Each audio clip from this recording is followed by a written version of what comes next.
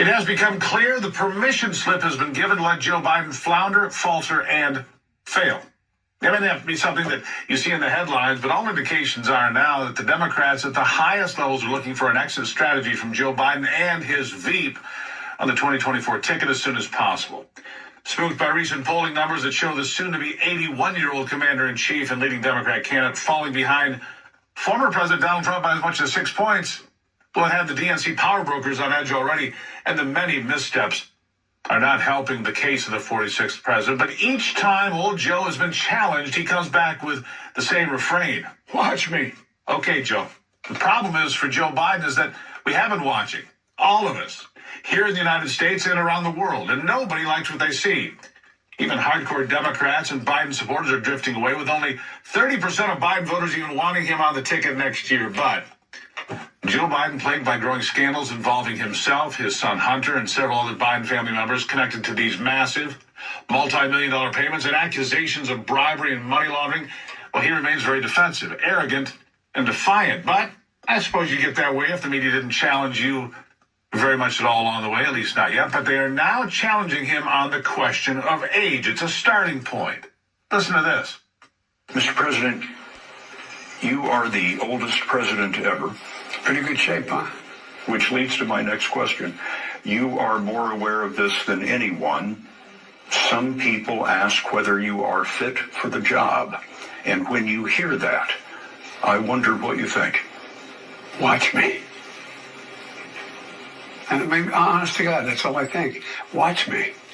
If you think I don't have the energy level or the mental acuity, then you know, that's one thing. It's another thing to just watch and keep my schedule, do what I'm doing. I think that, I don't, when I sit down with our NATO allies and keep them together, I don't have them saying, wait a minute, how old are you? What did they say? I mean, it's a matter of, that old expression, the proof of the pudding's in the eating. Watch me. The proof of the pudding is in the eating?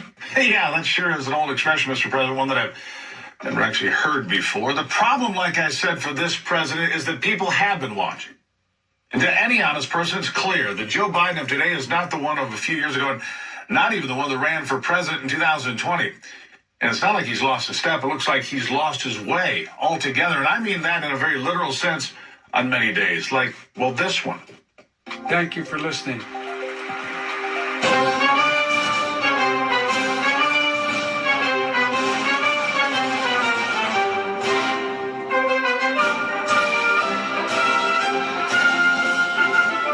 Jack, come on back up.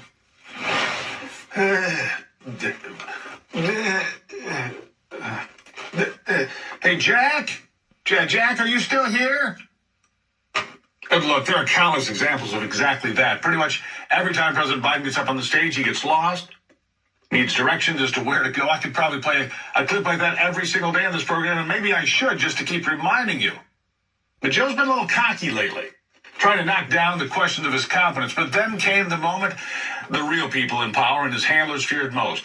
He began to do that little jog thingy he's been doing to show his vigor. And this time it wasn't falling up the stairs of Air Force One that we all remember from 2021. No, this time it came in front of the graduating class of the Air Force Academy for the entire world to see. Here it is again.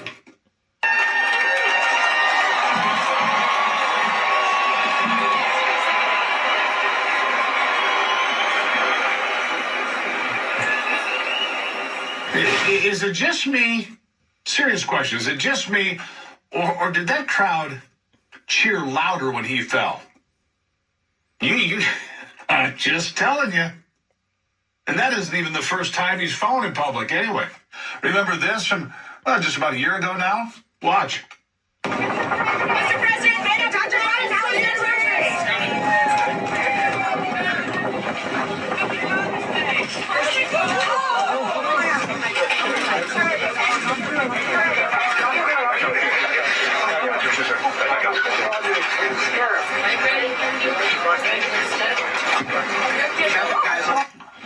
I didn't see a sandbag there in the middle of the road. Did you? Didn't see it. The man falls from a stationary bicycle. Everyone knows how frail the president is and has become. how coherent and all too regular of a basis. And remember when he tried to describe America in just one word? Listen. America is a nation that can be defined in a single word. I was excuse me. What was that? Well, thank you, Mr. President. Just one long, incoherent, mumbling, indecipherable word to describe America. Thank you, sir. It has finally risen to the point that the people who are actually running things in the West Wing have said, it's time to cut him loose. We know that because they're letting him fall, babble, wander around lost, and look totally incompetent in front of the whole world. So they gave the green light to push Biden out to pasture, just not too quick. And the real question, how? How are they going to do it? Biden, as I mentioned, remains defiant and, yes, arrogant, to the point that you have to wonder if he will do as he is told, if that means being told to step aside. My guess is he will not, at least not for a while yet. And that drums up memories of 1968, when very late in the game, Lyndon Baines Johnson, LBJ, in March, told the world he was not going to continue, even if they wanted him to. Do you remember this? Why? I do not believe that I should devote an hour or a day of my time to any personal partisan causes or to any duties other than the awesome duties of this office, the presidency of your country. Accordingly, I shall not seek and I will not accept the nomination of my party for another term as your president. And that stunning announcement, so late, March of 1968, left the Democrats scrambling to pick up the pieces, which ultimately failed in epic fashion, and Richard Nixon, of course, captured the White House that year. Now, ironically, 1968 was also the last year the Democrats assembled in Chicago for their convention, just like they will do next year, 2024. And 1968 was not a time any of them would like to remember, with violence, rioting, and police dragging away protesters in the streets for days on end. And the situation in Chicago today is also a reflection of the Democrat Party, just like it was in 1968. Violence is out of control. In fact, it's worse today than it was then, believe it or not. The number of murders in the Windy City has already exceeded last year's record numbers. Chicago has gone so far left, in fact, the city even tossed out its failing progressive mayor in a recent election, but it didn't do any better than the replacement they selected. In fact, many believe it's significantly worse.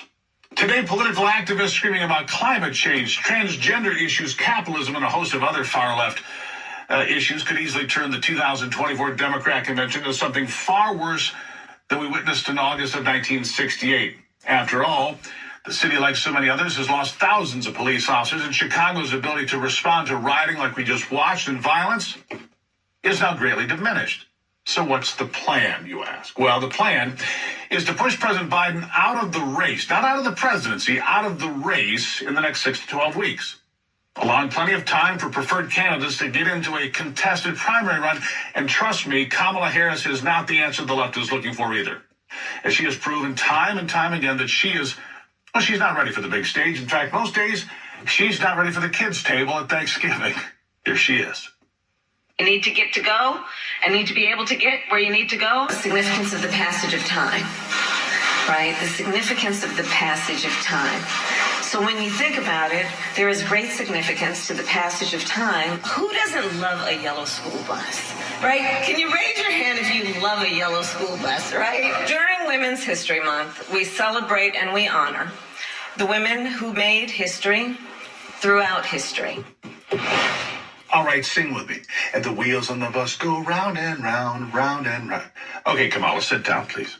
And strangely, about the only way to extricate her from the race to replace Biden without alienating an already skittish black voter base in America is to have her fail spectacularly in a primary contest against other candidates. Otherwise, black voters may rebel more than they have already in recent elections. Which brings me to the preferred ticket for the Democrats, which I believe is as follows. Governor Gavin Newsom of California, along with Governor Gretchen Whitmer as his running mate. However, it could just as easily be reversed. Either way, it would give the Democrats a far stronger ticket, they believe, than the soon-to-be 81-year-old gaffe machine and his clown car Veep. who've been given the green light to be broomed into the trash heap of history by the power brokers. Now, I believe the end of Biden as a candidate will happen, like I said, in the next 6 to 12 weeks, but who knows? Could happen tomorrow. I mean, careful on that bike ride, Mr. President. Don't get sandbagged trying to be looking too vigorous, and really, really be careful climbing onto Air Force One. I mean, a lot can happen in just one day. Democrats are counting on it. Coming up, ready? The America's Voice question today is as follows. Boom, because I got the answers. There's your question. Will the Democrats push Biden down before 2024? Like we talked about, Larry Austin says, of course. The replacement scares me. Me too, Larry. Because the replacement, could have a chance to win, and that's even more frightening. Shad Wells, God, I hope so. Come on, Shad, you got to see the bigger picture. Sally Lowe, no. Just up the stairs. Come on, Sally. That's a little harsh. Cheryl Marcroft, I really want to go. I really want him to go, but I just can't see him. Kamala's our president. She would be just as bad as Biden. We're all up a creek with no paddle. Jim Byes writes, nope. It'll make sure he wins. I don't think so, Jim. We got to take a side bet on that one. Dora Melendez, no, Obama won't permit it. And Kenny Fowler writes, nobody wants Biden. And how about this, Julianne Gruber Jeffrey? It's a good middle name, so I'll go with it. Push, you mean like literally? They could just wait for him to fall down another flight of stairs. Looks like he's doing a great job of that on his own. We'll leave it right there. Listen, ask me anything. We're going to do a little special thing here with Real America's Voice.